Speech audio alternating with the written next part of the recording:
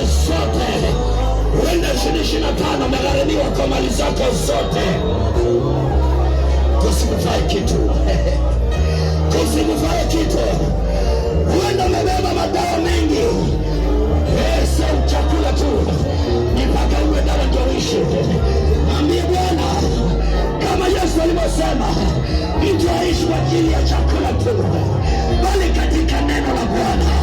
Naomba neno la Bwana lifanye kama chakula, maana lina uzima ndani yako, lina uhai ndani yako. Jehova asante, Jehova asante, Jehova asante, Jehova asante, Jehova asante, Jehova asante, Jehova asante. Ninyi watoto mliokoka, ombeni, ombeni, acheni kuangalia, fungeni macho, ombeni, ombeni, ombeni, ombeni, mjaze Roho Mtakatifu. Omba, omba, omba, nyie watoto, ombeni, ombeni. Mnasikia watoto? Fungeni macho, ombeni. Kwa jina la Yesu. Asante Bwana, asante Bwana, asante Bwana, asante Bwana. 2026 tunautabiria mwaka, tukiwa kwenye madhabahu hii tunautabiria mwaka.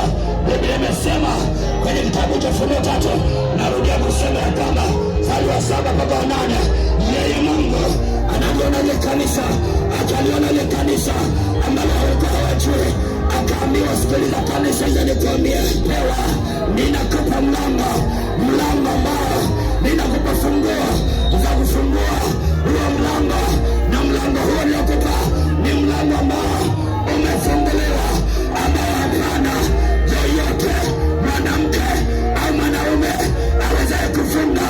Kuna watu wanakusubiri wapike kwa jina la Yesu, kwa jina la Yesu. Milango iliyofungwa yote, milango iliyofungwa ya kiuchumi, natangaza milango iliyofunguliwa, natangaza milango iliyofunguliwa, natangaza milango iliyofunguliwa. Wengine wamefunga usolewe, natangaza mlango uliofunguliwa, natangaza mlango uliofunguliwa.